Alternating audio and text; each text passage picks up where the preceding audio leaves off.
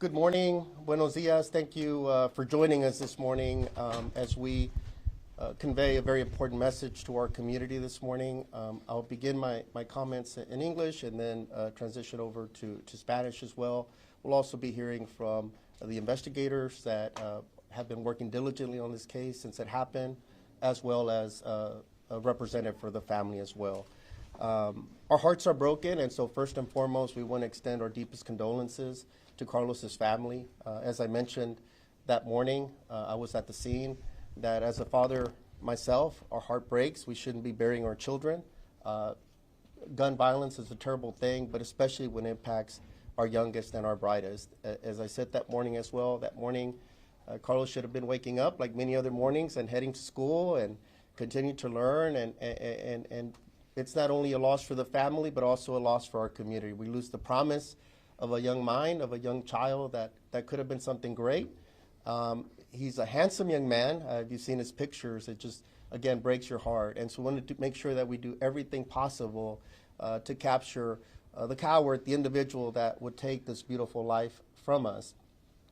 I can assure you that since that morning, the team has been working diligently around the clock. I've been monitoring the progress and everything that they've been doing. Not because of any other reason, just because of care and concern for the family and the community. And again, anytime that this happens to a child, it's extra important. The team has been working, again, around the clock. They're phenomenal. I have full confidence in their investigative abilities, and the team that's actively still searching for Terry Brian Rivera. You can see his picture here. I want to make sure that we continue to get that out. Again, I mean, our heart breaks for the family, and we're doing everything possible to locate him. He's still on the run. He's still wanted for capital murder, and we're not going to rest until we find him. And we also want to send a very strong message to anyone that may be hiding him out or assisting him, that you too will be fouled on. And we'll encourage that if you're out there trying to conceal him, hide him, assist him, or anything. He's wanted for capital murder, the highest charge possible. And so we want to make sure that we're doing everything possible to locate him and that no one's out there assisting him, because you will be fouled on as well for doing that. Want to also mention that I'm aware as well that there was a previous call for service Friday night involving Terry arriving there at the apartment complex, creating a disturbance. During his involvement there, he did brandish a gun. He did assault Ashley, allegedly, and that's what we did. Our deputy spent between 30 to 45 minutes on that scene that night, collecting information and also contacting the district attorney's office. At the end, it was decided that charges weren't accepted at that time based on the information that was available, and it didn't go further in terms of at that moment. A report was generated by our deputy. It appears that the deputy did the most that the deputy could do at that point, and the case was to be continued or sent over for additional follow-up investigation. I want to say that that's not always an anomaly. Sometimes that's very common, where there's just simply not enough information. By that time, Rivera had fled. He wasn't present to either get his statement or to potentially effect an arrest. And so the case was going to be moved for further follow-up. Of course, this happened within 48 hours of that incident occurring. Briefly in Spanish, and then we'll continue through the program. Nuestros corazones están rotos por esta familia. Como han visto la foto de Carlos, es solamente 12 años de edad, un niño tan simpático, lleno de promesa, como mencioné ese día en la escena, que él debía de haber estado preparándose para la escuela y para seguir su camino adelante, y podía haber sido algo muy importante y muy grande, un niño muy simpático, y nosotros como padres nos duele mucho esta pérdida. Es una pérdida no solamente para la familia, pero también para toda la comunidad, porque no podemos ver ese futuro realizado. eh, eh, también hemos revisado un poco el caso que pasó el incidente el viernes. El oficial llegó, duró como entre 30 a 45 minutos ahí en la escena. Revisamos el caso con la fiscalía. En ese momento se determinó no aceptar cargos en ese momento, que tal vez no había suficiente evidencia o necesitaba más investigación, y eso iba a ser parte de los próximos pasos, pero el Terry Brian Rivera ya había huido de esa escena y después obviamente tomó esta decisión menos de 48 horas después cuando regresó de nuevo al apartamento. Entonces eso también lo estamos revisando y lo podemos investigar para ver si podemos mejorar en esa respuesta, pero estamos aquí hoy para recordar que el enfoque es de enfocarnos en el señor, nosotros hicimos el cobarde porque le quitó la vida a un niño y ahora está huyendo y no quiere ser responsable. Queremos que se entregue y también avisarle al público que no lo estén escondiendo ni asistiendo, porque si lo hacen también pueden perjudicarse. Es un crimen estar escondiendo a alguien que estamos en búsqueda de un crimen. Also want to just point out just the impact that Carlos had at such a young age. You know, it's a great showing to see the family here. They're all grieving. I had an opportunity to speak with them. They're all grieving. And the showing here today really speaks to how important this is to them and how important it is to locate this individual. He's considered armed and dangerous, so we want to make sure we get him off the streets as quickly as possible. And we ask the public, whether it be that you are influenced by the reward, which is up to $5,000, or if you just want to do the right thing as a parent or someone in the community to stand up and make sure that he gets justice, that we bring justice. We can never replace Carlos, but we could try to bring some semblance of closure to the family to make sure he's not continues to be on the run. And we ask you to please do that. You could contact the Crime Stoppers at 713-222-TIPS, 713-222-TIPS, that's 8477, and report it anonymously. You could be also eligible for reward. Again, we encourage you to please do that. Help us get this accused killer off the streets as quickly as possible. At this point, I want to ask Investigator Hayes with the Harris County Sheriff's Office Homicide just to give us a brief recap of the incident and anything he wants to share. I'm Investigator Hayes. I work with the Harris County Sheriff's Office Homicide Unit. On March 4th, deputies responded to a shooting call at the 13,900 block of Alderson. And it's culminated in this tragic event, the shooting death of Carlos Fernandez. Through the course of the investigation, we identified a suspect, Terry Rivera.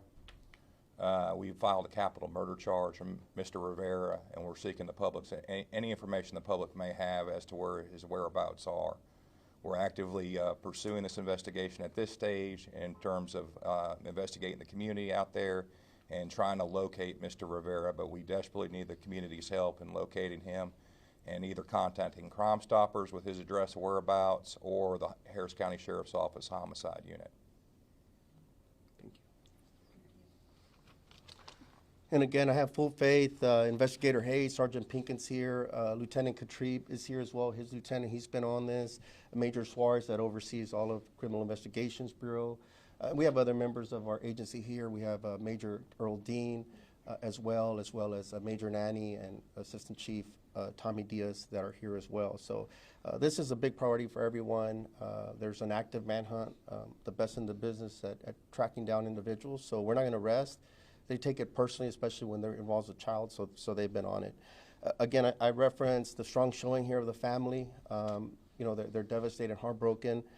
Again, our condolences go out to Ashley Rostro, the mom of Carlos, and you see so many relatives, and I'm sure there's many others that couldn't be here right now, but that they stand behind this family, and this community stands behind this family. And I want to commend the media partners that are here today, because you've been keeping the story alive every single day, and we appreciate that. And so Ashley asked if the uncle, Carlos's uncle, could Delfino Gonzalez could say a few words on behalf of the family. She's just, you know, very devastated at this moment and would rather he speak at this point, but he's speaking on behalf of himself, Ashley, and the entire family that's here. So it's Delfino Gonzalez, an uncle. Correct? Good morning, everybody. First and foremost, I want to thank the investigators for working hard and trying to make sure that this coward is apprehended. I want to thank you guys for pushing this and keeping this thing going, because you know what we lost is something that's never going to be replaced, and just capturing this guy is just some type of closure for us. And you know, I want to thank all of Houston, the community, everybody who reached out, the calls, the texts, the prayers. It means a lot. You know, it says a lot about the community. It says a lot about Houston and what we're about, and it means a lot. You know, losing my nephew, you know, that's probably one of the hardest things we've had to deal with, just because he was the life of the family. You know, always in a good mood, always positive, never seen him mad.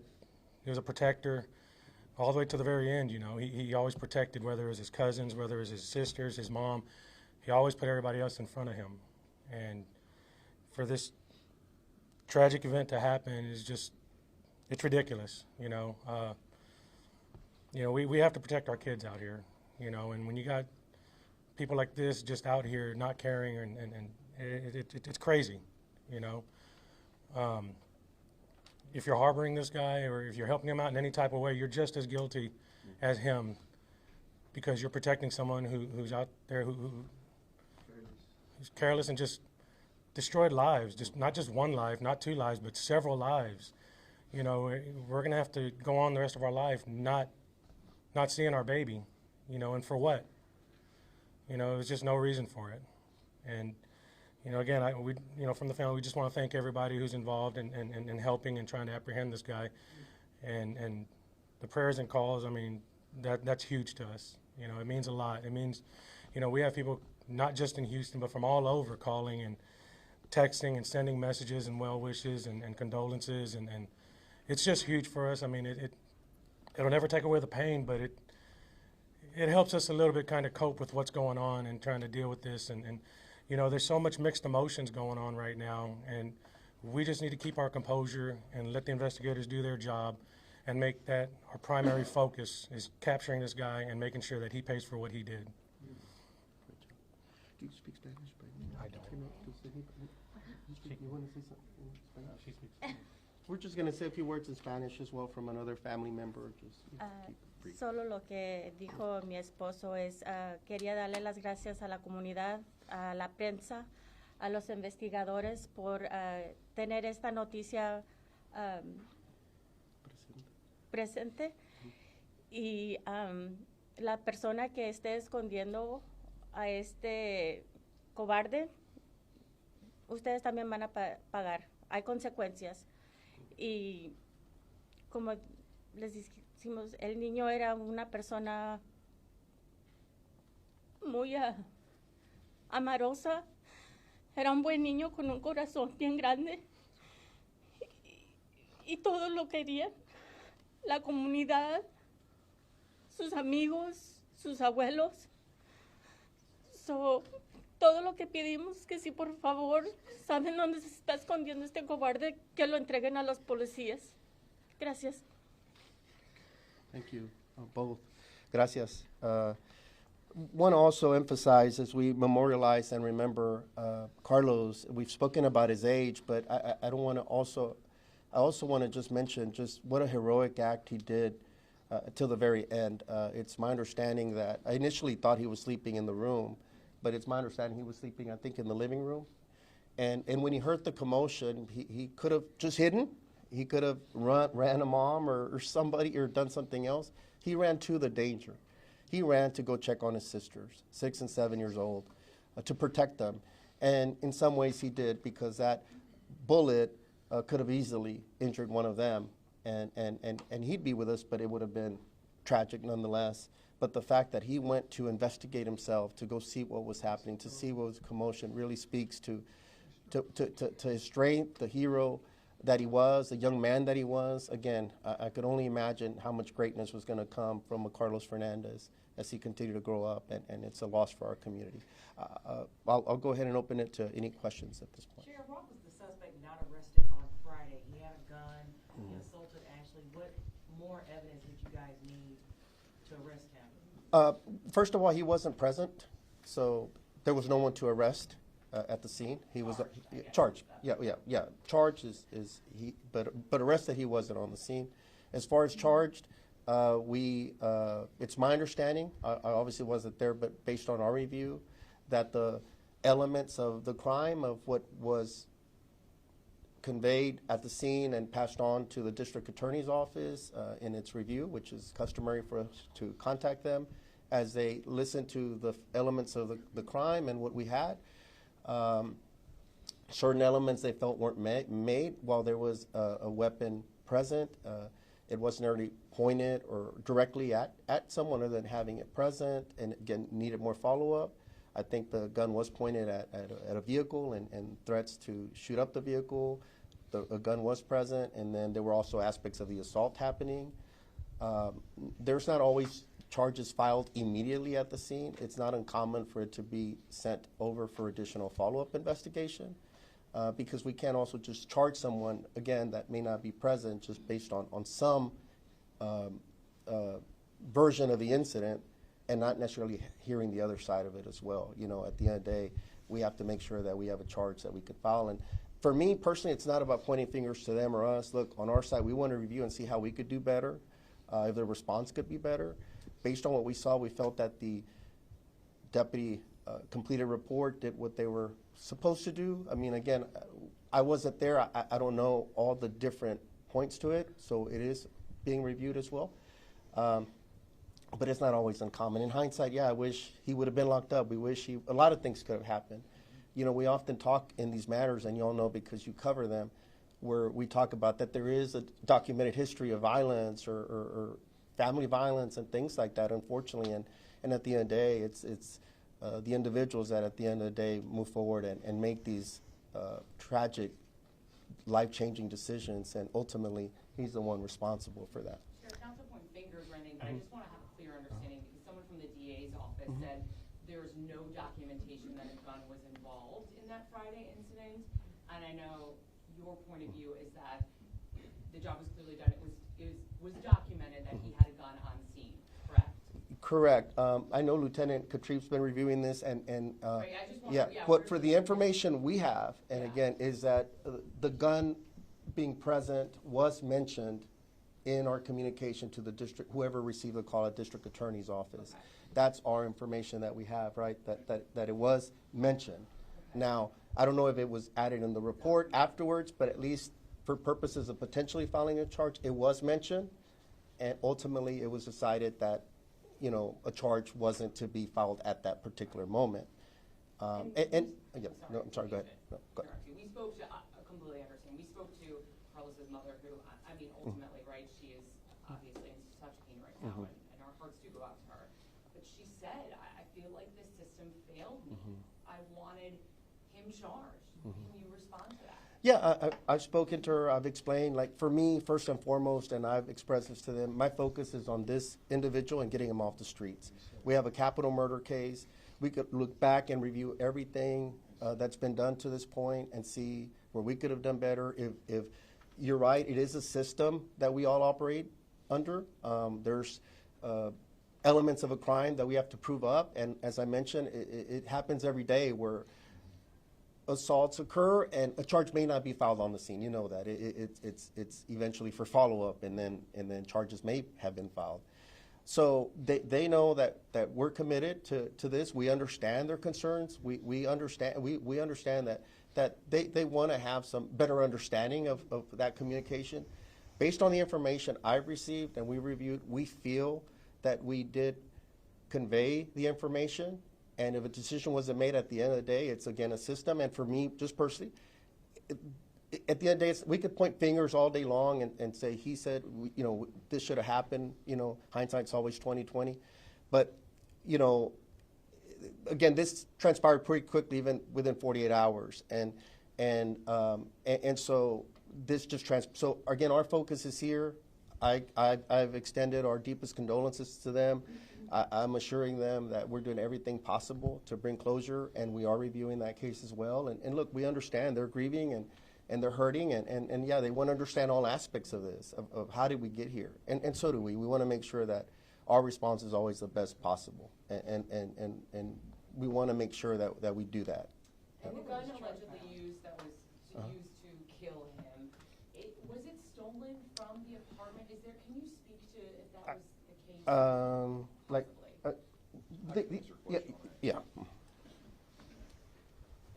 That's still under investigation. Okay, you can't elaborate on anything. I can't elaborate on it now. Or if it was stolen from the There's a whole apartment. process to that, and it's still under investigation. Can you talk about where his truck was found? I'm not going to talk about where his truck was found, but his truck was recovered shortly after the report of this and the filing of a charge. And y'all believe he's still in the Houston area? Yes. And on that note, any areas that he frequents, any workplaces or places you think people should be looking out for? Anywhere in Harris County. We just need the public to be vigilant. He's a very recognizable individual, and we really need the community's help in locating him, and I have no doubt that that will be done. And on the same note, could you explain what those tattoos on his neck are? No, I can't. So No. they're tattoos. Yeah, okay. Does anybody know? Yeah, if anyone can, like, tell. His daughter's names is what we're told. Okay, so it's script then on the neck? Okay. And as far as the search and all that, like to your point, look, we're looking everywhere. And it's an individual can only hide so long without some help. And so, again, that's why I issued the warning about the hindering apprehension, because we want to make it clear to everybody he's wanted on the most serious charge that could possibly be filed. And they, too, can be held accountable for that and be charged. And we will charge them if we determine that, indeed, they were hiding him out. But, you know, we're leaving no stone unturned. Our search is near and far, and if we want to locate. And Sheriff, to touch back on... Un poco más en referencia a lo que explicó, ¿dónde fue el problema entre que se impusieran cargos esa noche, fuera arrestado y evitar esa tragedia y el trabajo que hicieron ustedes? Sí, como mencioné anteriormente, revisamos los hechos en la escena esa noche. La oficial estuvo ahí como entre 30 a 45 minutos. Dio la comunicación a la oficina de la Fiscalía, revisaron los datos que se tenían a ese momento y al final la oficina de la Fiscalía son los que determinan si va a haber cargos, y en ese momento no se aceptaron los cargos.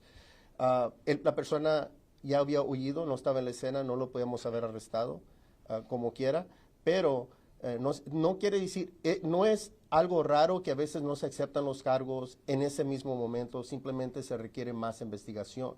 No estoy diciendo yo que fue la decisión correcta o mala que se hizo de la oficina de la Fiscalía, pero eso fue lo que se decidió en ese momento, que se iba a necesitar más investigación, eso iban a ser los otros pasos, pero en ese momento esta tragedia resultó como 48 horas después de que pasó esa llamada. Me parece que en un principio habían mencionado que él venía acompañado esa noche, hasta ahorita solamente... Esa noche, cuando pasó el lunes, yo pienso, siempre, como no teníamos todos los detalles, pensamos que podía haber sido que alguien más estaba presente, pero yo creo que solamente vino solo. Digo, no sabemos, pero si había alguien más, por eso se mantiene el caso abierto, esta investigación pendiente.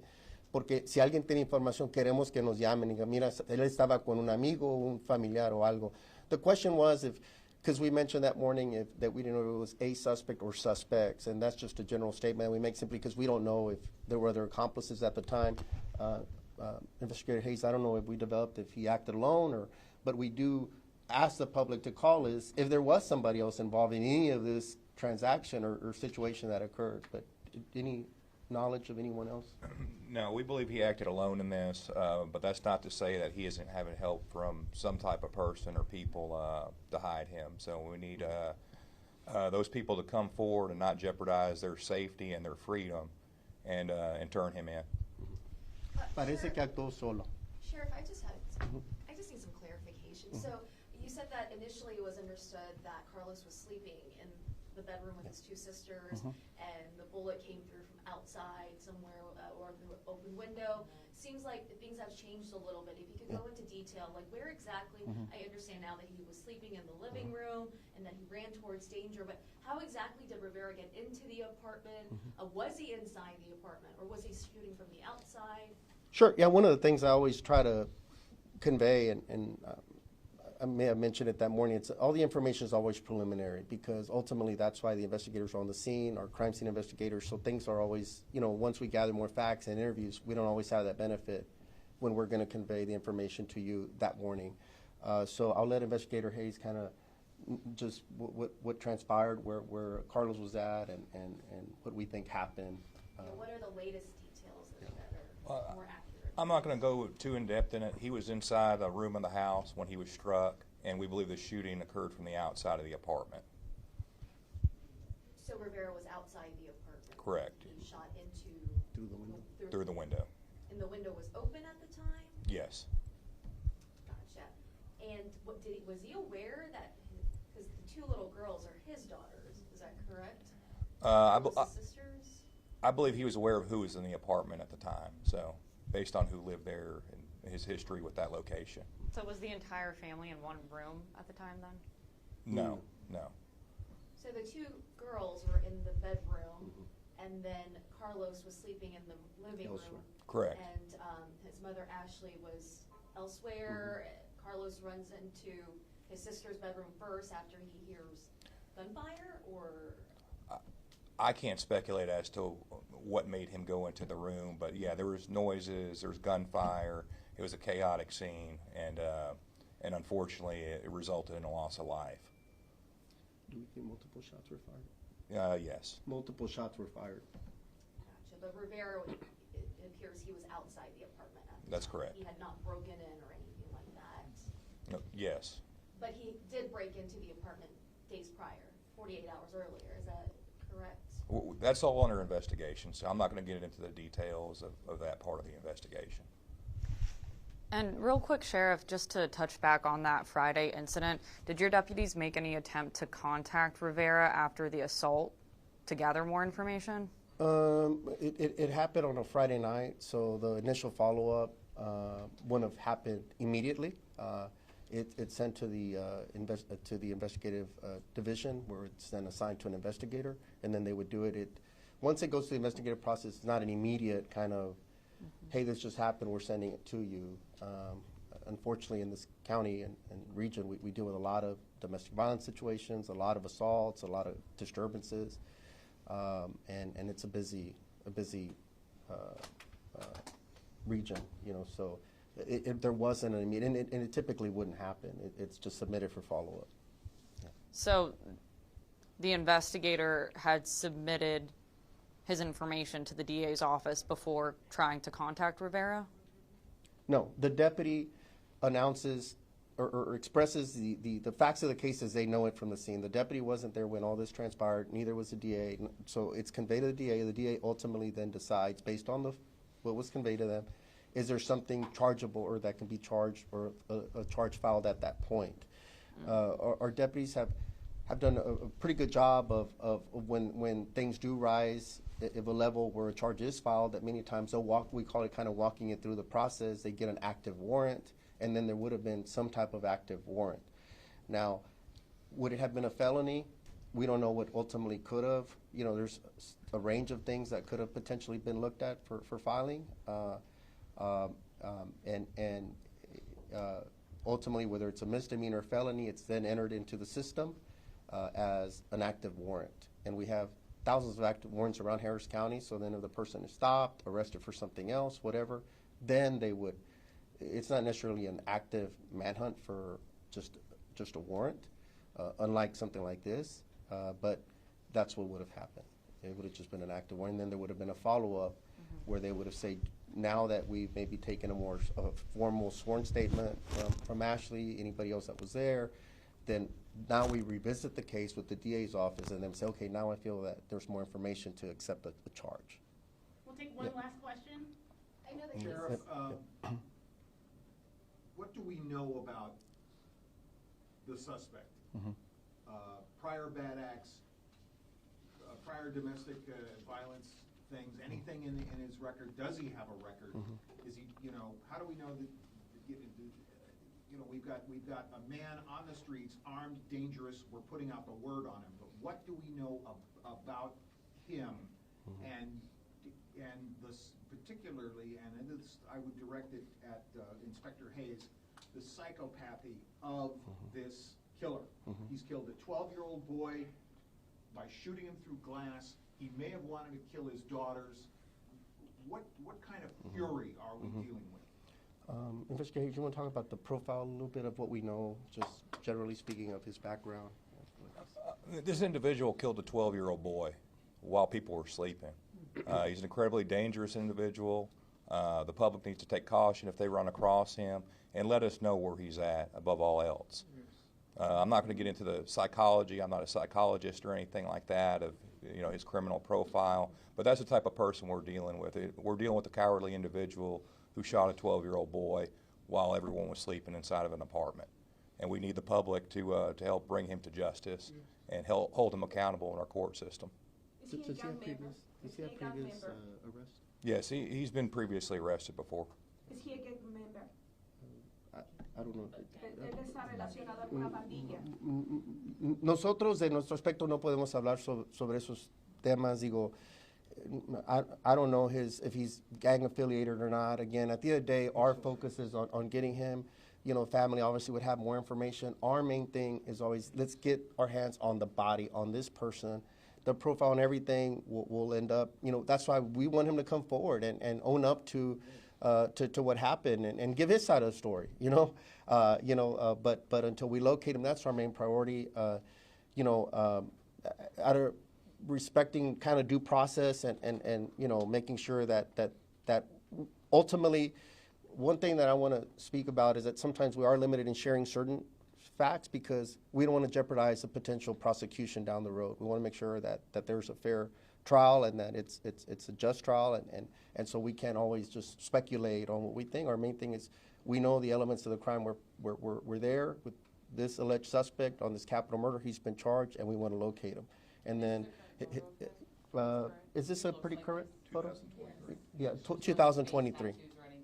Yeah, he could have obviously now be wearing a cap or some type of other concealing thing, but this is what he would look like. Do we have a possible motive at all? Is it retaliation? Is it because he was no longer with Miss Ashley? Do we know at all? I'm not going to speculate. Yeah, just look, on that day he chose to do that, and obviously, you know, he's an ex to Ashley, and we've all talked about, these domestic situations could be very deadly and hard for the family. It could have been Ashley, it could have been the other girls.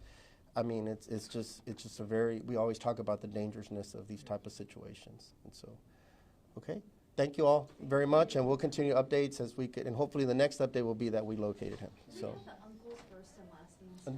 Delfino, yeah, Delfino. Gonzalez, he spells it with an S, not the right way, the Z, but Gonzalez, but Gonzales, and then Investigator Hayes, Hayes. Yes, sir. Yeah. Yeah. Okay. Thank you so much. Gracias. Thank you.